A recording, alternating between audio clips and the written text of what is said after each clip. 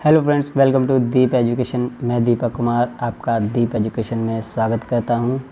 तो सबसे पहले आज हम पढ़ेंगे रस। देखिए, आज हम रस में रस की परिभाषा, रस के अंग और रस के प्रकारों पर चर्चा करेंगे। तो सबसे पहले वीडियो को लाइक कर दें और चैनल को सब्सक्राइब कर दें। ठीक है, तो आते हम रस की परिभाषा पर। रस कहते किसे हैं?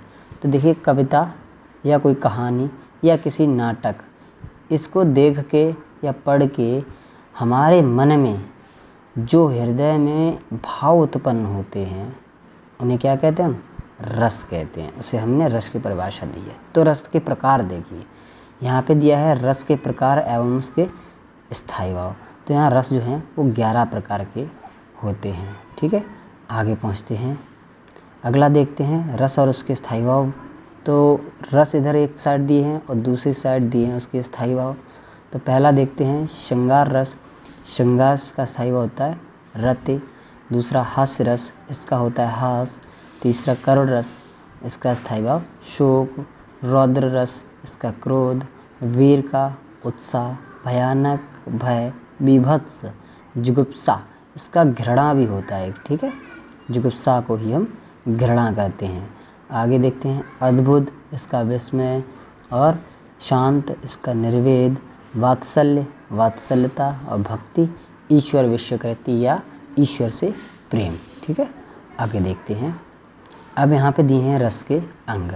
मुख्यतः रस के जो हैं, देखो निम्नलिखित 4 अंग जो हैं वो बताए गए हैं। 4 अंग कौन कौन से? पहला देखेंगे विभाव, दूसरा अनुभाव, तीसरा व्यभिचारी भाव और चौथा स्थायी भाव। ठीक है, यहाँ पे स्थायी भाव संचारी भाव होगा। ठीक है, यहाँ पे संचारी भाव होगा। ठीक, आगे देखते हैं। ये विभाव पहला देखेंगे विभाव। तो विभाव के जो हैं वो 2 अंग होते हैं। कौन सा? एक आलम्बन विभाव, दूसरा उद्दीपन विभाव। ठीक है, चलते हैं हम इधर देखते हैं संचारी भाव।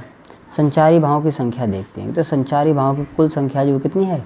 33 है, याद रखेंगे। उसके बाद देखेंगे कि 33 कौन कौन से हैं। तो पहला देखते हैं, पहला है हर्ष। दूसरा देखें, दूसरा है विषाद, त्रास, लज्जा, गलान, चिंता, शंका, असूया, असर। आगे देखें मोह, गर्व, उत्सुकता, अग्रता, चपलता, दीनता, जड़ता, आवेग। इसी प्रकार ये सब दिए गए हैं। इनकी संख्या देखिए तीसरा है। और आखिरी कौन सा है? आखिरी है आपका मरण। ठीक है, ये जो है हमारे हृदय में जो भाव उत्पन्न होते हैं वो ये सब होते हैं। ठीक है, इन्हीं को ना संचारी भाव के नाम दिया गया है।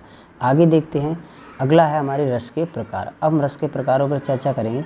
तो रस के प्रकार जो हैं, देखिए इसमें हमारा पहला जो है वो है श्रृंगार रस। ठीक है, पहला कौन सा है? श्रृंगार रस। तो श्रृंगार रस में देखेंगे, श्रृंगार रस में है, इसका परिभाषा देखेंगे कि श्रृंगार रस का स्थायी भाव क्या होता है? प्रेम। जैसा कि हमने पीछे लिस्ट में पढ़ा था कि श्रृंगार रस का स्थायी भाव क्या होता है? प्रेम। यह रस प्रेम भावनाओं द्वारा उत्पन्न होता है, वहाँ श्रृंगार रस होता है। ठीक है, और यह जो है वो 2 प्रकार का होता है। पूछा जाता है कि श्रृंगार रस कितने प्रकार का होता है? तो श्रृंगार रस भैया आपका 2 प्रकार का होता है। पहले का नाम संयोग श्रृंगार, दूसरा वियोग श्रृंगार। जैसा कि देखो नाम से ही पता चलता है, संयोग, संयोग में से होता है मिलना और वियोग, वियोग में से होता है बिछड़ना। ठीक है, अब इसका संयोग परिभाषा देखेंगे। तो संयोग श्रृंगार में क्या है कि जब नायक नायिका के परस्पर मिलन, स्पर्श या वार्तालाप आदि का वर्णन किया जाए, वहाँ क्या होता है? संयोग श्रृंगार होता है। मतलब जहाँ एक नायक और एक नायिका के मिलन प्रसंग का वर्णन किया जाए, वहाँ क्या होता है? वहाँ आपका संयोग श्रृंगार होता है। तो देखते हैं आगे बढ़ के, संयोग श्रृंगार का उदाहरण देखेंगे। उदाहरण दिया है कि राम के रूप निहारत जानकी कंकन के नग की परछाई, या तो सबे शुद्ध भूल गई कर टेक रही पलट्टा रत नाही। ठीक है, तो यहाँ जो है वो भगवान राम और सीता माता के मिलन प्रसंग का वर्णन किया जा रहा है कि भगवान राम खड़े हैं और महल में, और सीता माता जो हैं वो उन्हें एक कोने से छिपकर देख रही हैं और सब कुछ भूल चुकी हैं। और उनके कंगन की परछाई जो है, नग की परछाई है, वो राम जी के रूप उसमें दिख रहा है, ठीक है, कंगन के नगज उसमें उनकी परछाई दिख रही है, किसकी, भगवान राम की। तो यहाँ देखो कुछ रोमांटिक फील हो रहा है, तो वहाँ पे क्या होगा भैया, संयोग श्रृंगार होगा, ठीक है। आगे देखते हैं, अगला है वियोग श्रृंगार। जैसा कि नाम से ही लग रहा है कि भैया वियोग, वियोग में होता है बिछड़ना, तो उसका क्या हो जाएगा कि जहाँ नायक नायिका का परस्पर प्रबल प्रेम हो लेकिन मिलन ना हो, अर्थात नायक नायिका के वियोग का वर्णन हो, वहाँ क्या होता है, वियोग रस, ठीक है। सीधी बात है कि प्यार तो बहुत है लेकिन क्या है कि वो मिल नहीं पा रहे हैं, तो वहाँ कौन सा होगा भैया, वो वियोग श्रृंगार होगा, ठीक है। इसका उदाहरण देखते हैं। उदाहरण कह रहा है कि ऊधो मन न भय 10-20, एक हो तो सो गयो श्याम संग को अवधारे ईस। मतलब यहाँ पे राधा रानी जो हैं वो हमारे श्याम जी के लिए बोल रही हैं कि ऊधो मन न भय 10-20, कि एक था वो श्याम के संग चला गया, ठीक है। तो अब श्याम जी चले गए थे इसीलिए उन्होंने ये बात कही थी। तो आगे देखते हैं, हमारा है हास्य रस। हास्य रस से जैसे देखने से लग रहा है कि जहाँ जिसे पढ़ के या सुन के या देख के यहाँ से आपको हंसी उत्पन्न हो, वहाँ क्या होगा आपका, वहाँ हास्य रस होगा, ठीक है। अगला देखते हैं, इसमें लिखा है कि जहाँ पर किसी विचित्र स्थिति या परिस्थिति के कारण हास्य की उत्पत्ति होती है, वहाँ क्या होता है, वहाँ हास्य रस होता है। और इसका स्थायी भाव क्या है, हास्य या हास, ठीक है, हास्य या हास इसका स्थायी भाव होता है, ठीक है। तो आगे चलते हैं, देखते हैं इसका उदाहरण। तो उदाहरण दिया है, देखिए उदाहरण में क्या लिखा है कि मैं ऐसा महावीर हूँ जो पापड़ तोड़ सकता हूँ और गुस्सा आ गया तो कागज़ को भी मोड़ सकता हूँ। देखिए भैया पढ़ के भी हंसी आ रही है, ठीक है। और इसका एक और उदाहरण है, वो कहा जाता है कि लड़कौना के पप्पा से कि घर में चला एक ही चूल्हा, तुम हमारी अम्मा के दूल्हा हम तुम्हारी अम्मा के दूल्हा, ठीक है। बच्चा अपने पिता से कह रहा है, ठीक है, कि घर में एक ही चूल्हा जलेगा और तुम रहे हमारी अम्मा के दूल्हा हम तुम्हारी अम्मा के दूल्हा, ठीक है। तो इसे सुन के भी भैया हमें हंसी आ रही है, ठीक है। तो वीडियो अगर अच्छा लगे तो प्लीज़ लाइक ज़रूर कीजिए और चैनल को सब्सक्राइब कीजिए, ठीक है। तो हम चलते हैं आगे की तरफ। अगला है हमारा तीसरा वीर रस। वीर रस क्या है, देखो इसका स्थायी भाव क्या होता है, उत्साह, ठीक है। और इस रस के अंतर्गत युद्ध या कठिन कार्य करने के लिए मन में जो उत्साह की भावना जागृत होती है उसे क्या कहते हैं, वीर रस, जहाँ वीरता की बात की जाए, ठीक है। जैसे इसमें दिया है कि वीर तुम बड़े चलो, धीर तुम बड़े चलो, हाथ में ध्वज रहे, बाल 10 सज रहे। देखिए यहाँ वीर शब्द आगे, वीर तुम बड़े चलो, धीर तुम बड़े चलो, यहाँ पे क्या है कि प्रेरणा दी जा रही है बच्चों को वीर बनने की, ठीक है। आगे ध्वज कभी झुके नहीं, दल कभी रुके नहीं, वीर तुम बड़े चलो, धीर तुम बड़े चलो। तो ये आपका किसका उदाहरण हो गया, ये आपका वीर रस का उदाहरण हो गया। तो आगे देखते हैं चौथा हमारा करुण रस। करुण रस देखिए, तो करुण का स्थायी भाव क्या होता है, शोक, ठीक है। अब इस रस में किसी अपने का विनाश अथवा अपने का वियोग, द्रवनाश या प्रेमी से सदैव के लिए चले जाने या बिछड़ने की स्थिति है, तो उस दुख और वेदना से जो उत्पन्न भाव होता है वो कौन सा, करुण रस होता है, ठीक है। अब देखिए, और एक बात और कहना चाहता हूँ कि करुण रस और वियोग श्रृंगार जो है इनके उदाहरण लगभग दोनों सेम होते हैं, तो इसमें थोड़ा कन्फ्यूज़ क्रिएट होता है। तो क्या करेंगे हम, करुण रस और उसे पहचानने के लिए क्या है कि करुण रस में क्या था, दो प्रेमी थे, वो प्यार करते थे आपस में, तो वो जब बिछड़ गए या मिल नहीं पाए तो उसे कहते हैं वियोग, ठीक है। और करुण में क्या है कि करुण में हमेशा के लिए जो चला जाता है, जो हम मर जाता है, वहाँ पे जो दुख होता है वो आपका होता है करुण। दोनों में थोड़ा सा डिफरेंस है, बिछड़ते दोनों में है, लेकिन हमेशा के लिए जो इंसान मर जाता है तो वो आपका करुण रस कहलाता है, ठीक है। जैसे देखते हैं आगे, जैसे इसमें दिया है कि अभी तो मुकुट बंधा था माथ, कल ही हुए हल्दी के हाथ, ठीक है। खुले भी न थे लाज के बोल, खिले थे चुंबन शून्य कपोल, हाय रुक गया यही संसार, बिना सुन अंगल अंकार, ठीक है। देखिए यहाँ पे क्या है कि एक कोई औरत है, ठीक है, उसकी नई नई शादी हुई है, कि लिखा है कि अभी तो मुकुट बंधा था माथ के माथे पे, अभी तो मुकुट बंधा था, कल ही हुए हल्दी के हाथ, तो हल्दी भी कल ही चली थी हाथों पे, खुले भी न थे लाज के बोल, मतलब इतने ज़्यादा घुल मिल भी नहीं पाए थे आपस में, और उनका कुछ प्रेम संबंध भी नहीं हुआ, तो यहीं रुक गया संसार। क्या हुआ, उसका पति जो है वो मृत्यु को प्राप्त हो गया है, तो उसका संसार यहीं पे रुक गया है। तो बनाप सिंदूर अनल अंगार, अनल होता है आग, अंगार की तरह, ठीक है, बन गया है। तो जीवन जो उसका है वो नरक के समान हो गया है। तो यहाँ पे देखिए जो औरत का वो पति जो है वो मर चुका है, तो यहाँ पे जो बिछड़ने का दुख जो हो रहा है वो आपका करुण रस कहलाएगा, न कि वियोग श्रृंगार। ठीक है, आगे चलते हैं। आगे दे रहा है शांत रस। शांत रस क्या है, शांत रस का स्थायी भाव क्या है, निर्वेद। देख लीजिए ये जो स्थायी भाव है ये जरूर का कि आप पढ़ना, क्योंकि स्थायी भाव में क्या होता है ये एक ना एक जरूर पूछ लिए जाते हैं 11 में से। तो आगे देखते हैं इसका स्थायी भाव क्या है, निर्वेद। आगे शांत रस में तत्व ज्ञान की प्राप्ति या संसार में से वैराग्य मिलने पर परमात्मा के वास्तविक रूप का ज्ञान प्राप्त हो, उसे ही मन की शांति मिलती है, और इसी को हम क्या कहते हैं, शांत रस कहते हैं। ठीक है, आगे देखते हैं। शांत रस का उदाहरण दिया है कि मन रे तन कागद का पुतला, लगे बूंद बिखर जाए छिन्न में, गर्व करे क्यों इतना। ठीक है, वो कह रहा है कि मन रे तन कागज का पुतला, कि हे मन जो है वो तन जो है ये एक कागज़ के पुतले के समान है, इस पे जैसे ही पानी की बूंदें पड़ेंगी तो ये छिन्न हो जाएगा या बेकार हो जाएगा, टूट जाएगा। और गर्व करे क्यों इतना, मतलब अपने शरीर पर, अपनी काया पर इतना गर्व क्यों कर रहे हो। ठीक है, आगे चलते हैं। अगला है कि अद्भुत रस। अद्भुत रस देखेंगे कि अद्भुत रस का स्थायी भाव आश्चर्य होता है, जब किसी के मन में विचित्र या आश्चर्यजनक वस्तु को देखकर जो विस्मय या अद्भुत मतलब आश्चर्य उत्पन्न होता है, उस भाव को क्या कहते हैं, उस भाव को हम अद्भुत रस कहते हैं। ठीक है, आगे देखते हैं इसका उदाहरण दिया है कि देख यशोदा शिशु के मुख में सकल विश्व की माया, क्षण भर को वह बनी अचेतन, हिल ना सकी कोमल काया। आपने देखा होगा कि भगवान श्री कृष्ण के मुंह में जब यशोदा माता ने देखा था, जब भगवान मिट्टी खा रहे थे तो उनकी शिकायत की गई कि हाँ देखो लाला मिट्टी खा रहे हैं। तो माता ने कहा कि लाला मुंह खोलो। तो जब उन्होंने मिट्टी दिखाने के लिए अपना मुंह खोला था तो क्या हुआ था कि माता यशोदा को उनके मुख में पूरे विश्व, पूरी पृथ्वी दिखाई दी थी उन्हें। तो वो जो पल था उनके लिए वो बहुत आश्चर्यजनक पल था। देखिए लिखा है कि देख यशोदा शिशु के मुख में, कि यशोदा ने मुख में देखा किसके, शिशु के, सकल विश्व की माया, पूरा विश्व देख लिया उन्होंने उनके मुंह में।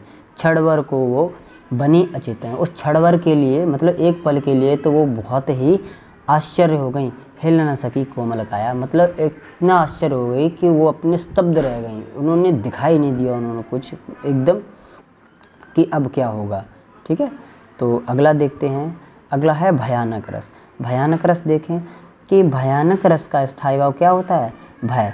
वही है कि जहाँ कोई वस्तु या ऐसी देख लो जहाँ अनिष्टकारी हो जाए, या जहाँ पे आपको देख के आपको डर लग जाए, भय लग जाए, तो उस कारण से जो उत्पन्न रस होगा उसे क्या कहेंगे, भयानक रस कहेंगे। और इसका स्थायी भाव क्या होता है, भय होता है। ठीक है, तो देखते हैं इधर लिखा है उदाहरण कि उधर गरजती सिंधु लहरियाँ, कुटिल काल की के जालों सी, चली आ रही फैन उगलती, फन फैलाएं ब्यालों सी। यहाँ क्या है, यहाँ सिंधु जो है, नहर जो है आपकी नदी, उसकी बात चल रही है कि उधर गुजरती सिंधु लहरियाँ, गरजती सिंधु लहरियाँ, कि सिंधु की लहर जो हैं वो गरज रही हैं। आपने देखा होगा जब ज्वार भाटा आता है समुद्र में तो एक बहुत तेज़ पानी की लहर आती है जो बहुत तेज़ ऊपर तक उठती है और नीचे गिर जाती है। ठीक है, तो उसकी आवाज़ जो है वही दे रहा है कि उधर गरजती सिंधु लहरियाँ, कुटिल काल के जालों से, एक जाल बनाता हुआ आ रही हैं। कुटिल माने होता है जटिल।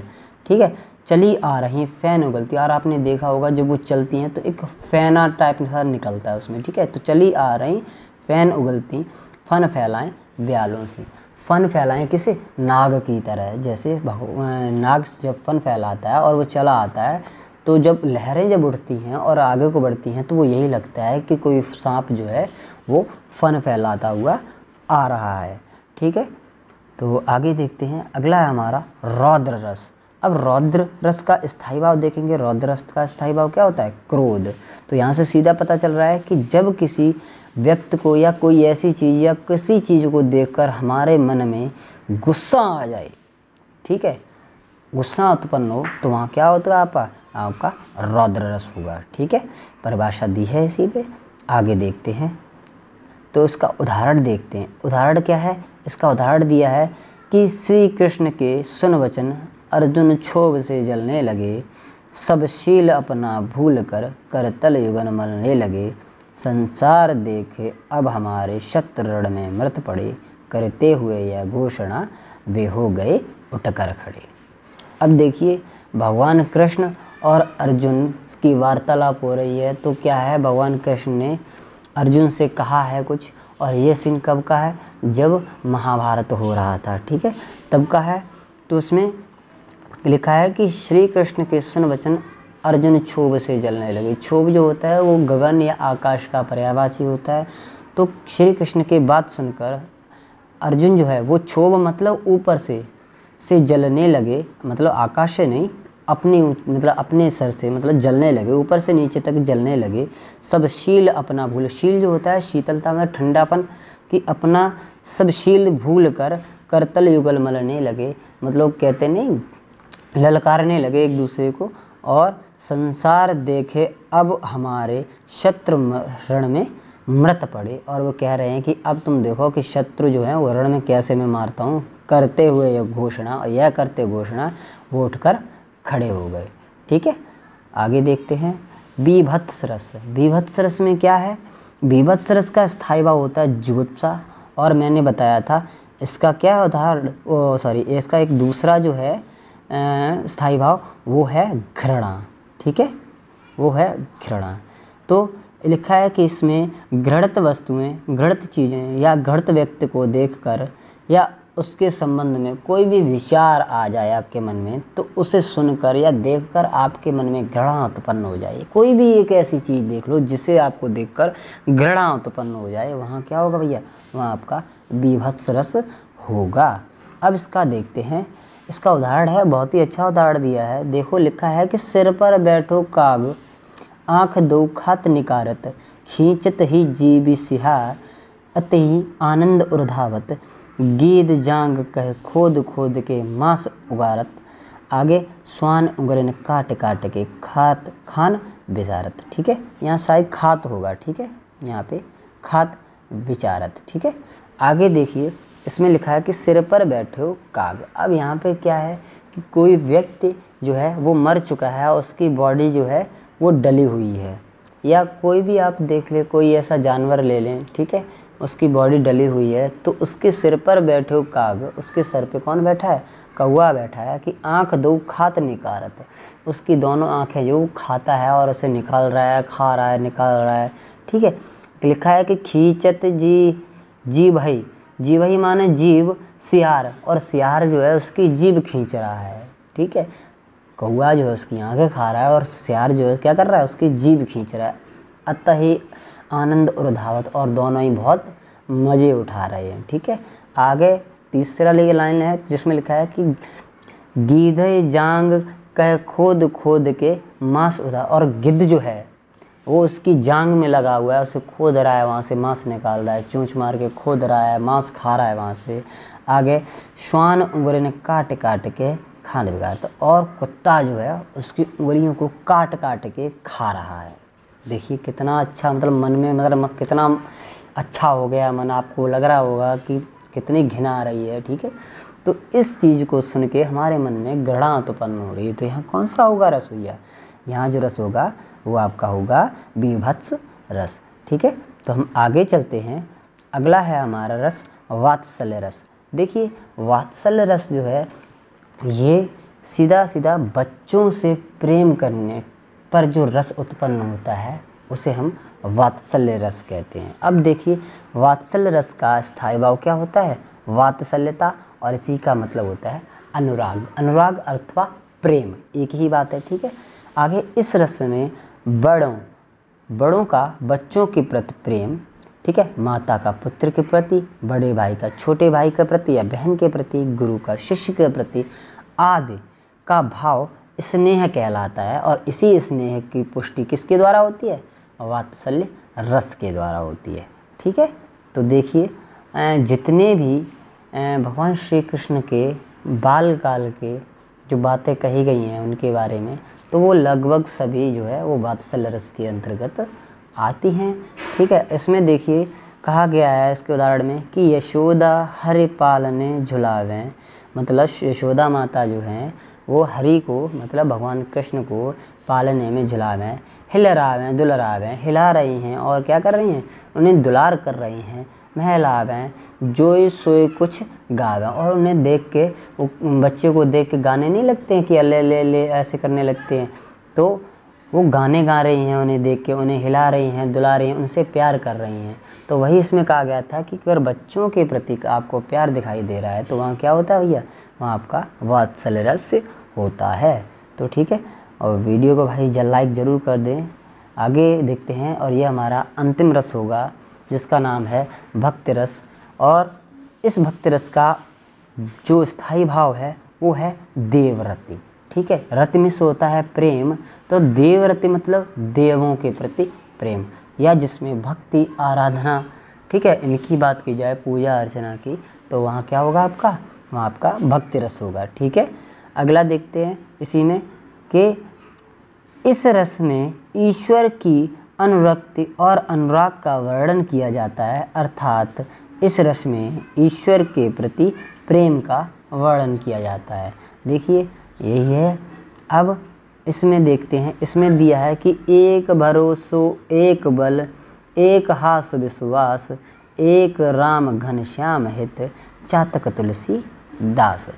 अब तुलसीदास जो है वो भगवान राम के लिए उन्होंने बोल रहे हैं कि हे भगवान राम कि आप ही पर भरोसा है, आप ही की आस है, आप ही का विश्वास है हे घनश्याम।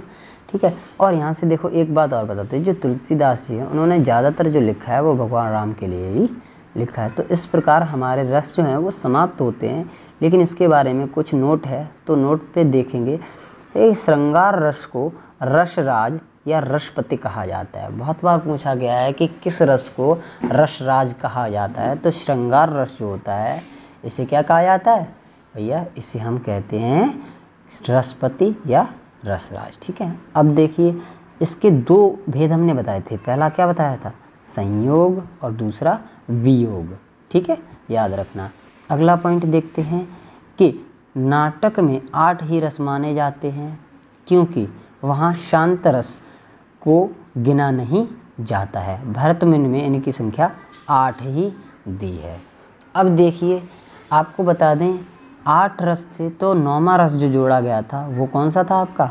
9वां रस था आपका शांत रस। ये भी पूछा गया है कि 9वां रस जो है वो कौन सा रस है, तो शांत रस जो है वो आपका 9वां रस गिना जाता है।